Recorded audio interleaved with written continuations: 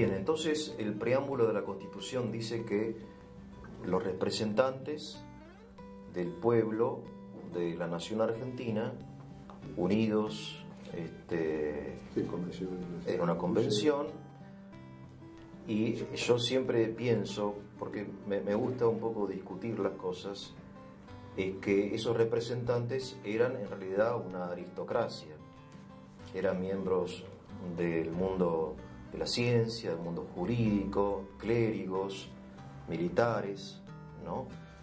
Y fueron ellos los que idearon o copiaron. Yo recuerdo que Belgrano, por ahí en la campaña del norte, traduce las cartas de Washington, ¿no? Él mismo ya empieza a pensar un poco y otros próceres en una organización futura, entiendo, ¿no? Pero bueno, esto sucede en 1853. Y pasa mucho tiempo y aparece, bueno, el concepto de representación obviamente fundamental, pero aparece entre los representados, que somos nosotros, el pueblo, es decir, los pobladores, y los que gobiernan, aparece unos cuerpos intermedios que son los partidos políticos, ¿no?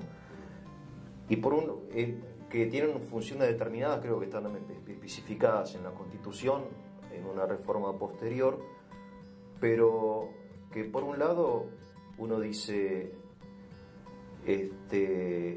¿cuál es la función de los partidos políticos en la democracia? ¿Cuál es la función?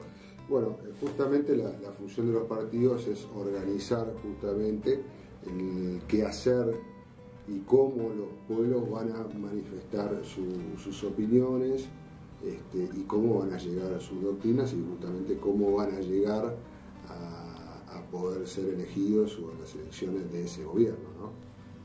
Creo que ahí los partidos políticos juegan un rol muy importante.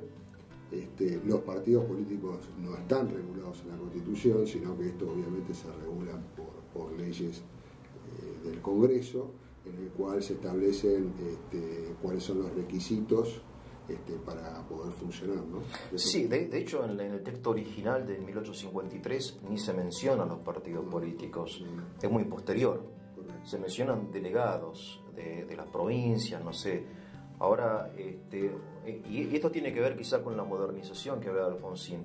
O sea, a partir de mediados del siglo XIX y mucho más en el siglo XX, la función de los partidos políticos en la vida democrática de las naciones empieza a jugar un rol cada vez más grande. Correcto, ¿no? Y más con la instauración del voto obligatorio, claro. Cómo era el sufragio, secreto, universal, digamos. Claro. Todo esto va tomando fuerza y por los movimientos internacionales que pasan de monarquías a democracias y que, bueno, aparecen todos estos movimientos, los partidos políticos, los sindicatos, o sea, son todas expresiones claro. Populares. Que en Argentina fue el Partido Conservador, entiendo, al principio. Correcto. No sé, después... El primero fue el Partido Autonomista Nacional. Partido Autonomista Nacional. Autonomista Nacional, que fue de 1874 a 1916. Y ya después aparece hay toda una parte de gobiernos militares, y después ya aparece lo que es el bipartidismo, empieza a pasar ese bipartidismo entre el partido peronista, justicialista o peronista, y lo que es la Unión Cívica Radical como partido centenario, ¿no? Ahora, lo curioso de los partidos es que los partidos no solamente que representan al pueblo o dicen representarlo, sino que representan determinada visión de la sociedad, determinada ideología, Partido Socialista, el Partido Socialdemócrata, partidos liberales, partido fascista, ¿no? El Partido Comunista. Es decir, aparte de los partidos políticos, hay un intermediario más entre los representados y el representante, que son las ideologías, la izquierda, la derecha, todo eso, ¿no? O sea, justamente los partidos políticos lo que hacen es expresar una ideología, una visión de lo que ellos piensan que tiene que ser el bien común, que tiene, que tiene hacia donde tienen que ir, ¿no? Y ahí es donde justamente se dan los distintos medios. Por ejemplo, vemos lo que es peronismo, justicialismo, cuando hablan de la justicia social, sí. Que es un término que obviamente es más popular frente a lo que es la Unión Cívica Radical, que bueno, ya tiene una concepción más aristocrática o de otro tipo de pensamiento, ¿no? No es lo mismo una unidad básica del Partido Justicialista que lo que es un ateneo de la Unión Cívica Radical, ¿no?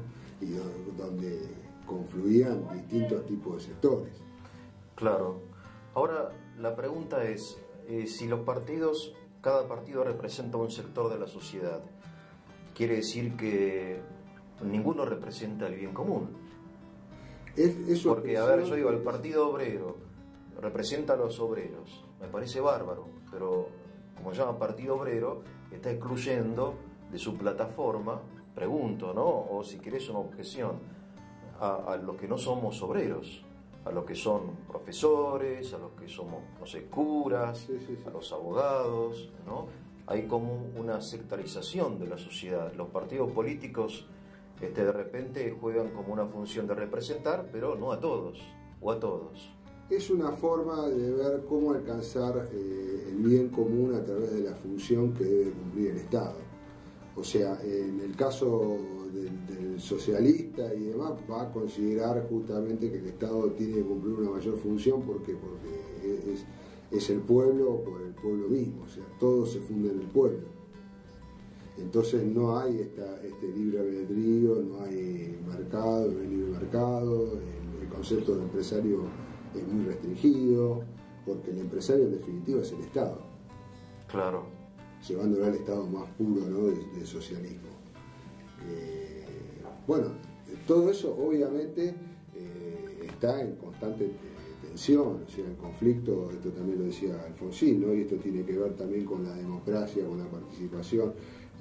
Un gobierno lo que hace es justamente administrar tensiones, ¿no?, porque siempre está la tensión de los sectores, conflictos económicos, sociales, conflictos internacionales, entonces hay que administrar constantemente tensiones.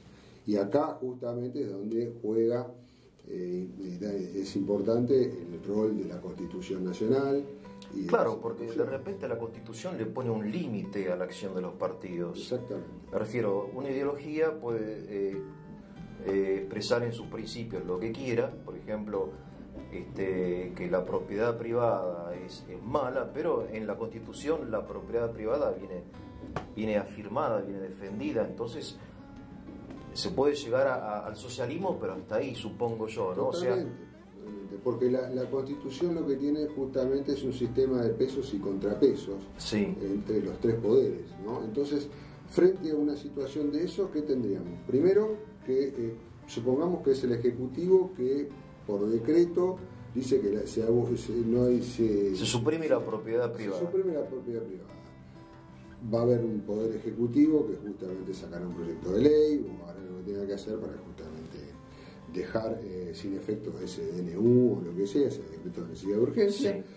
Y después está, en definitiva, el garante y el intérprete de la Constitución, que es la Corte Suprema de Justicia de la Nación. El Poder Judicial. Que es el Poder Judicial. O sea, ahí empieza a actuar esta famosa independencia y división de los poderes. Y ahí esto es tan importante en la República, de que el poder no es uno, sino está repartido en el legislativo, el ejecutivo y el judicial. Pesos y contrapesos. Por eso, si el Ejecutivo, por fuerza de un principio ideológico, quiere ir en contra de algún principio constitucional, la obligación del judicial es poner un freno. Y tiene poder el judicial para hacer tiene eso. El poder, sí, totalmente, declarando la inconstitucionalidad de una norma. Ahora, hace poco me decía un juez, dice, hoy en la Argentina el Poder Judicial es una secretaría del Poder Ejecutivo. Me dijo un juez.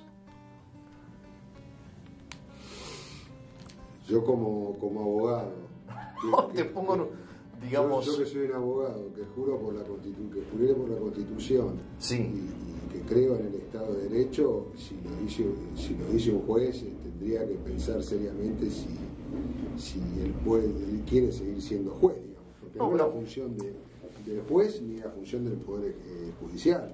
No, él estaba diciendo algo que un poco se escucha en todas partes y un poco todos nosotros intuimos, es que en la Argentina la división de poderes permanece en modo formal, pero muchas veces bueno, es un problema, ¿no? Y ahí volvemos al mismo concepto que hablamos que cuando arrancamos al principio. Sí. Esto tiene que ver con la República Democrática, en el cual la República Democrática es que cada ciudadano tiene que participar y tiene que contribuir a esta idea de república y a esta idea de democracia.